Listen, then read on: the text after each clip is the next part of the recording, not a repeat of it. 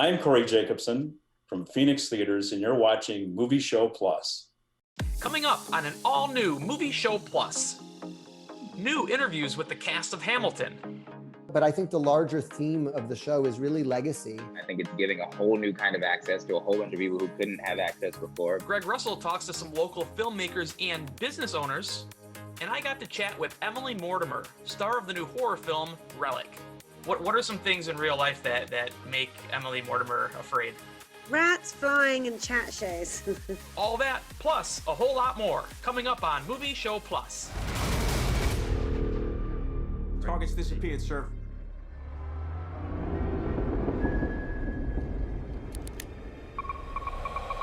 Here they come.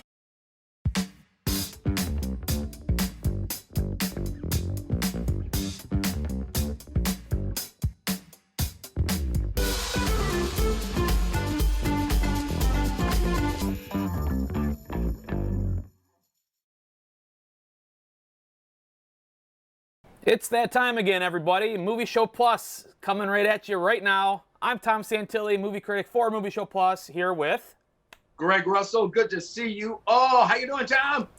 Oh, I couldn't be better, man. I am on the set of Hamilton. I see. Yeah, again, another. My background themes from week to week are like places that I know I'll never be. So I'm just gonna like put myself in that spot and live my dream, for one episode. But yeah, man, Hamilton, of course, has been the talk of the town. Number one, baby. Number one. On Disney Plus this week. Disney Plus subscriptions, Greg, went up 73% over the weekend. Wow. Wow. Estimated like 500,000 downloads worldwide of Disney Plus. So it's been crazy, but ironically, that's what's hot in Hollywood this week. And the world's gonna know your name. What's your name? Alexander Hamilton. My name is Alexander Hamilton. For me, the story is about someone who came here from somewhere else. He's the immigrant among the founders, had a very short but very eventful life. But I think the larger theme of the show is really legacy. What do we do with our time on this planet? What do we do with our time here on Earth, and how are we remembered? My hope is that the movie experience takes all the things we love about cinema and everything that we love about being in the theater and finds a synthesis there. So what we tried to do was make a film that was always acknowledging the power of theater, that we were in a theater. So you hear the audience, you feel the audience, you see the theatrical lighting, and we don't shy away from that. I think it's really important to own where you are. And we wanted to memorialize this cast. We wanted to take this group of performers that we knew eventually would not all be together and capture this thing. All right, that's what I'm talking about. I was so proud, and I remember thinking to myself, my gosh, how beautifully shot and how amazing to see this. You know, I had the good fortune of conducting the show, so in a way I got to see the show up close all the time. And here was a beautifully edited version of the film where we get a chance to get some really unique vantage points for the show. And sometimes we're really up close with the actors, sometimes we're really far back, but it's really thrilling to see a theatrical medium all of a sudden transported into a cinematic medium. Not a lot of shows get that opportunity, so I remember being thrilled. One of my favorite memories is right before Skylar Sisters, me, Pippa, and Renee dancing, lifting each other up, rapping, looking, making sure that we're all good to go. And just, we also did, we gave each other a big hug for a while and just hyped each other up right before we went out, And we had a lot of pressure because it was a lot of men on stage, and this was like introducing the women. So, we had to come in strong, and, we lifted each other up every time we went out. And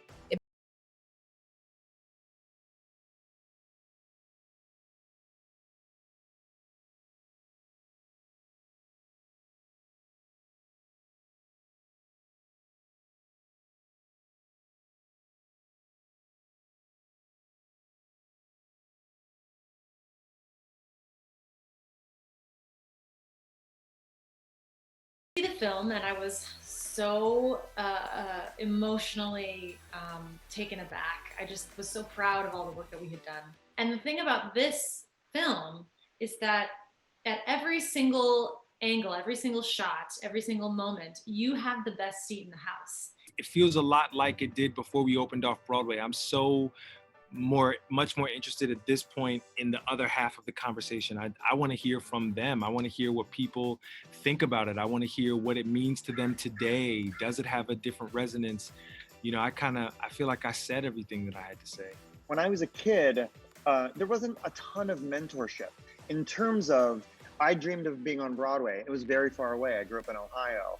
And so I had to reach for what those images might be and what that might feel like to be a Broadway performer. Our screening, I think, does a really great job at taking a theatrical idea and just putting it into people's laps.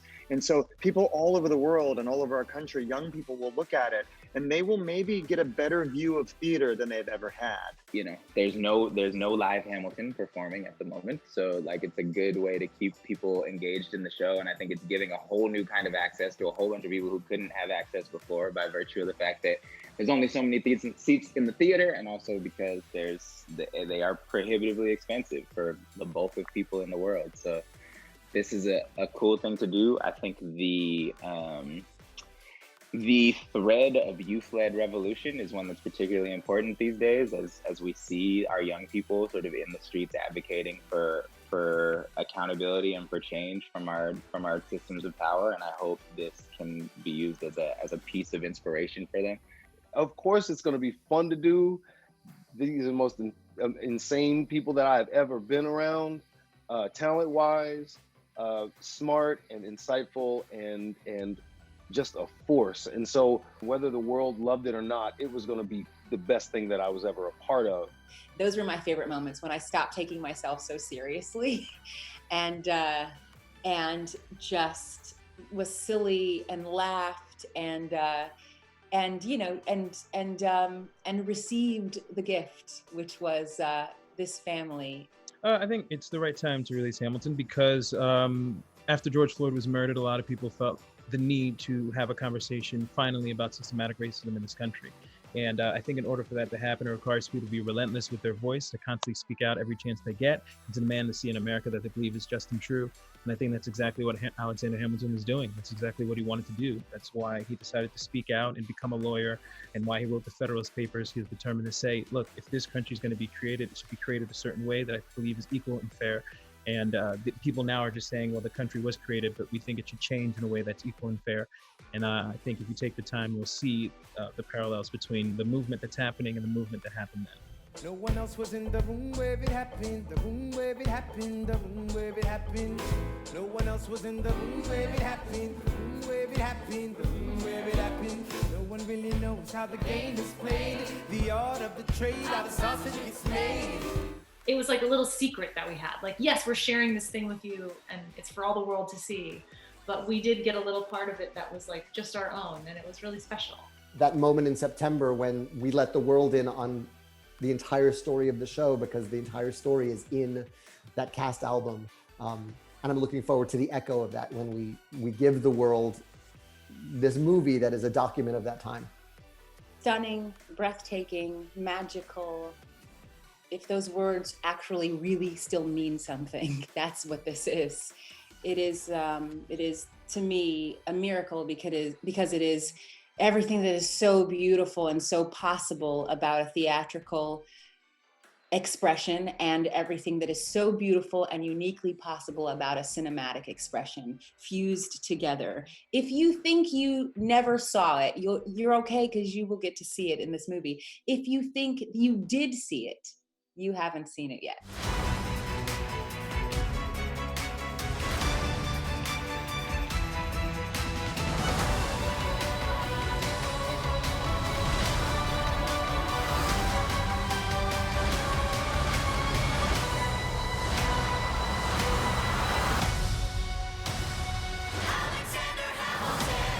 Rated PG-13.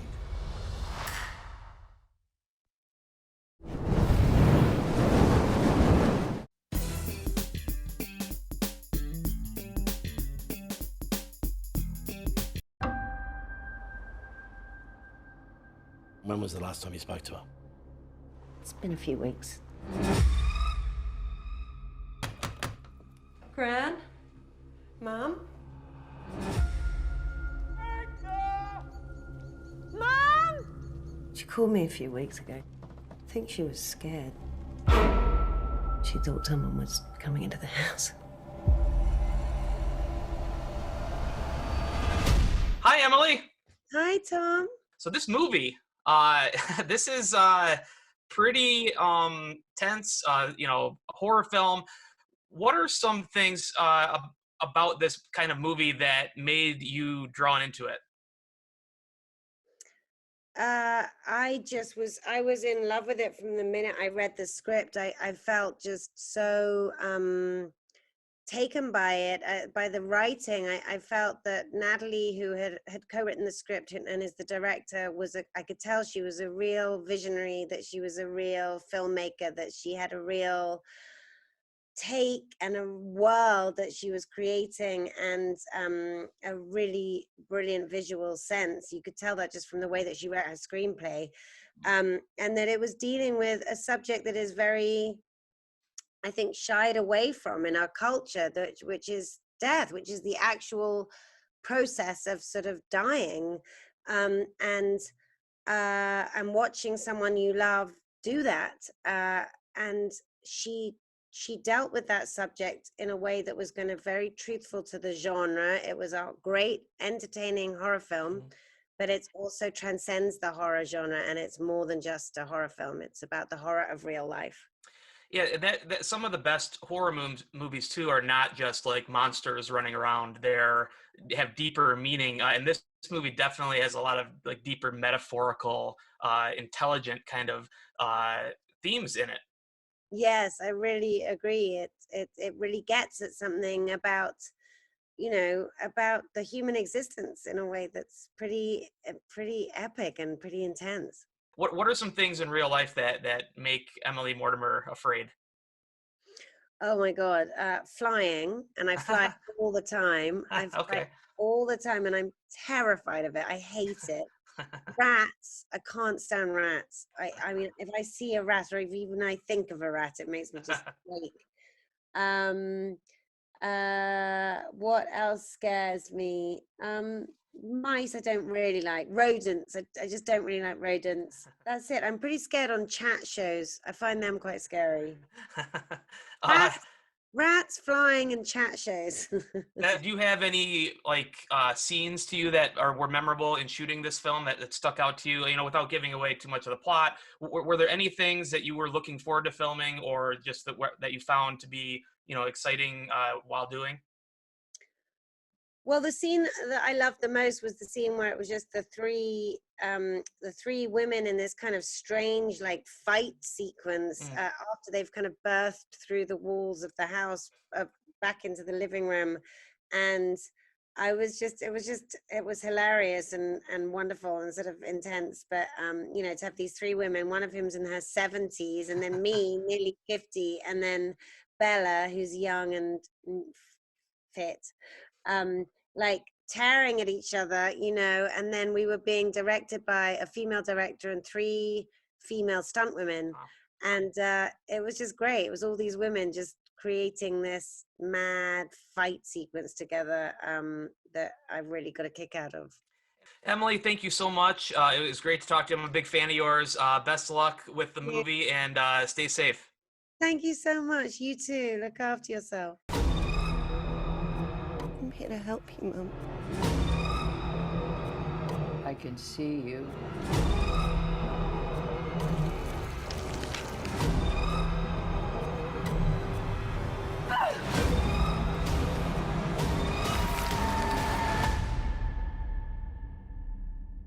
This house seems unfamiliar.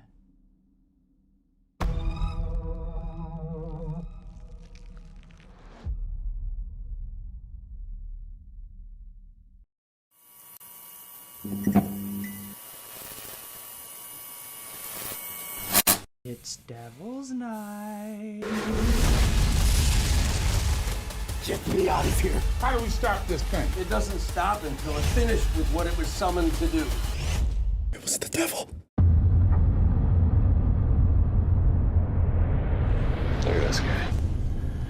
Terrified in there. This creature, man, just came out of nowhere. It killed her, man. Hello, everyone out there in Movie Show Plus land. Thank you so much. Thank you for that intro, Sam. You've got a new movie that's going to be coming out very soon. It's horror, sci-fi, but most important, it's compelling.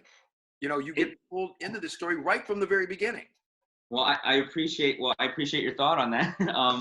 It's a little bit, it's an amalgam. I like to say it's an amalgam of multiple genres because it's part crime thriller, it's part suspense thriller, it's part police action caper. There's a love story. There's a love story in there. So I think it has a little bit of everything, hopefully, that people want to see in a movie. We wanted to try to set this film in the real world reality of what a fictional, and whether you're from Detroit or whether you're from New Jersey, whether you're from, up in the mountains in Colorado, or whether, whether, you're watching this film from the UK and, you're familiar with the Loch Ness Monster. We wanted to make sure that it was enjoyable for everyone in that way. So it wasn't, while we are exporting Detroit and a Detroit legend, we do get to represent Detroit. I love Detroit. I love being from here.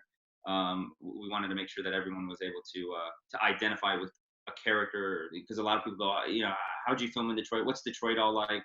What is Lake Orion like? Get the DVD because you're going to get some really, really cool bonus features. So Fantastic. Don't forget, folks, check out Sam's movie, Devil's Night, Dawn of the Nain Rouge. Sam, thanks so much for being with us today. Thank you to everybody at Movie Show Plus land. I want you to keep watching this show, and I want you to keep supporting Greg and also support independent film and cinema of all kind. And can I just say this out there, that when the movie theaters do reopen, we're going to need you.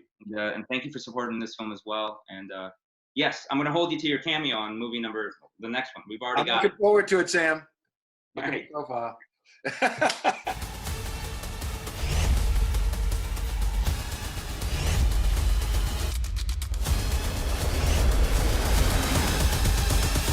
Devil.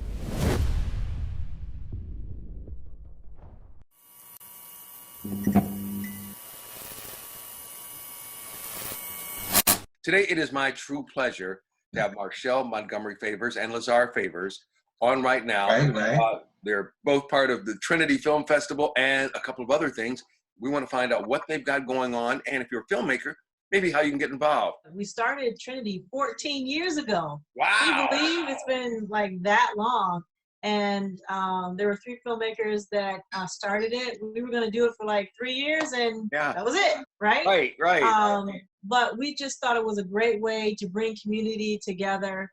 It's an international film festival, so it's a way for folks around the world to tell stories. And what better way to get to know culture, get to know people from different backgrounds, but not only just to show the films, but to have conversation. Always include conversation and dialogue around the films as well too. So we've always had it in Detroit. This is our 14th year. The schedule this year is 8/20, August 20th through the 23rd. I believe we're going virtual this year. I think we've made that decision this year, but it's okay. We're still gonna have a good time. I think we're not gonna do as many films as she always does. Right. I think last year we did 63 films, so this year we're gonna cut it down a little bit. Considering circumstances. So. Tell us a little bit more about the other 2 projects that you've got going as well. Right. Well, we have a project called the Fearless Tribe of Fanatic Filmmakers, and he's trying to get the shirt in there. And I got to represent Coney Guard. There you go. That's right. But it's a project that we've put together to tell stories from African American filmmakers. It's going to be like kind of like a kickoff, a launch on September 19th in 2020. And that's a one-day festival. Again, it's the inauguration. We're just going to introduce ourselves at that point and show some great films. I think I can't tell you what we got right now, but we got some good films that came in for that festival as well. So. Now, if someone wants to get in touch with you about finding out how to get maybe one of their films into the film festivals, where should they go? Well, our submissions are on Film Freeway, and so the Detroit Black Film Festival, that submission process is closed, but people still have time to get them in for the Trinity National Film Festival this year. And then you can follow all the updates regarding all of the film festivals on our social media platforms, either on Twitter, Instagram, or Facebook. Don't forget, folks, check out all their stuff, go to their different platforms, and if you're a filmmaker, get involved.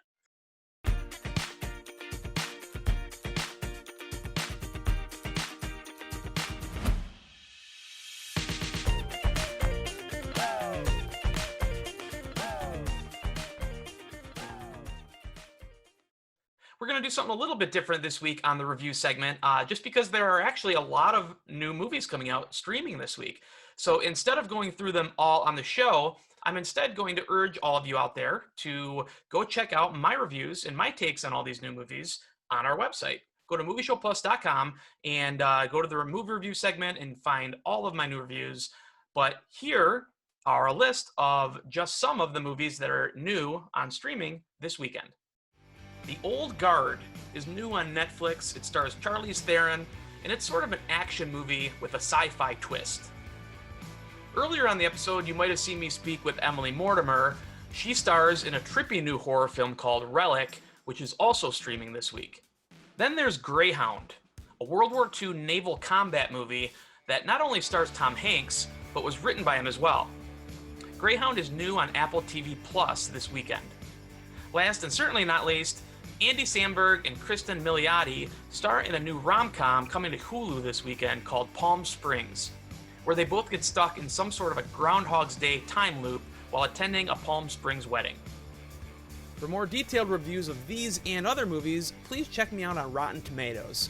You can go to the site, search the critics list to find Tom Santilli, and you can scroll through all of my recent and not so recent reviews. Another good way to find my stuff is to follow me on Twitter at Tom Santilli, or go to the website movieshowplus.com.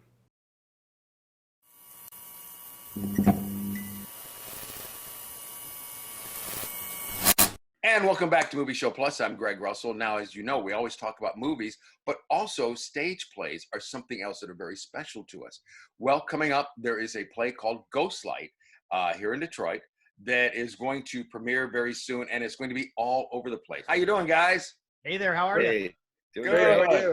First off, the show is part of a online one-act festival where we have 4 shows, each approximately 15 minutes long, and they're each very different from each other. But the one thing they have in common is they're all online, but they're different than the typical Zoom thing with the 4 squares. I think we've taken great pains to make it unique and different and entertaining. The 4 different one acts we originally thought were all going to be shot in kind of a Zoom setting, but we were able to work out something with the Berman Center of the Performing Arts and actually use their stage and had multi-cameras, so we were able to take it to a different level. The show's called Ghostlight, and the only thing that was illuminating us or illuminating me in the shot was literally a ghost light center stage at the Berman, and my phone, which I was literally talking to the other actress that was playing my wife. I mean, it was very much art imitating life, imitating art in a way. You know what I mean? Right. And I think because of that, and I think because there wasn't an audience, and because there was a skeleton crew, and because it was so dark, me personally, I felt like I was really able to just kind of get into the script and sink my teeth into the reality of what the characters are dealing with. Now, David, if people want to see this, what do they have to do? Where should they go? Well, it's very easy. Probably the easiest way is to go to our website, which is nicelytheatergroup.org. And folks, I mean, just for a great experience, enjoy the theater at home, for right now. So check everything out. We've got everything listed right here below. And gentlemen, thank you so much for your time, and really looking forward to seeing this. Another week comes to a close. We are maybe closer to movie theaters opening. I don't know anymore, Greg. I've given up. I've just given up trying to figure out what's happening in the movie industry. That being said, me and you have just keeping on, man. We've stayed busy, and you, of course, can be found in other places in addition to Movie Show Plus. Why don't you tell the people where people can find you? Right. You can catch me every Friday morning on Local 4, Channel 4 here in Detroit on the show Live in the D. I do the movie reviews as well as celebrity interviews there. The show starts at 10 a.m.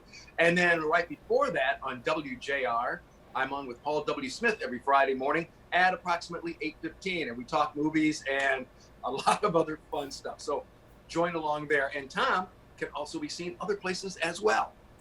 Yeah, that's right, Greg. I am the film critic now for WXYZ Channel 7 Action News, and I've been appearing about every other weekend on the morning weekend show, usually in the 10 o'clock hour, but sometimes changes around. But anyway, if you follow me at Tom Santilli on my Twitter or my social media, I'm usually posting exactly when you can find me. I also run the Film Survivor podcast, which is available on iTunes and Podbean, and I have some cool episodes coming up in the next several weeks as well, so you can check that out and follow too. In addition to that, you can help support Movie Show Plus. We now have a Patreon page. You can go to patreon.com/Movie Show Plus right there on the screen, and if you like what you're watching, you can help support your favorite movie-related show. Yay! So, hey, Greg, with that said, man, who knows? We're into July now, and, the big movies are still planned for August. Mm-hmm. We don't know what's going to happen. Nobody does. No. But we'll keep bringing you all the latest movie news, celebrity interviews right here on Movie Show Plus. Just keep on coming back, and we'll keep being here, everybody. We love seeing you and love talking movies with you. On behalf of MJR Digital Cinemas. On behalf of Imagine Entertainment. On behalf of the Maple Theater. On behalf of Phoenix Theaters. On behalf of Cinema Detroit. On behalf of the Film Lab. We hope that you're staying safe and healthy during this unprecedented time. But don't get too comfortable. Because movie theaters in Michigan will be back. And we'll be stronger than ever with your help and support. We look forward to a brighter future together. Big or small. Movie theaters aren't going anywhere.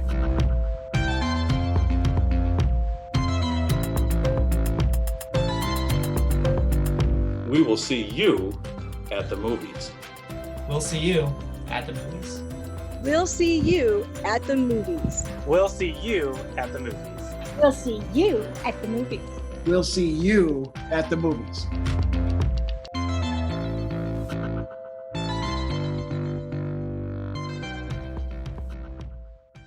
Check out MovieShowPlus.com to watch this episode online and for exclusive content, extended interviews with Greg Russell, and a complete archive of movie reviews with Tom Santilli. Also, make sure to like and follow us on social media and on our Movie Show Plus YouTube channel. We are strong, we are resilient, and we will get through this together.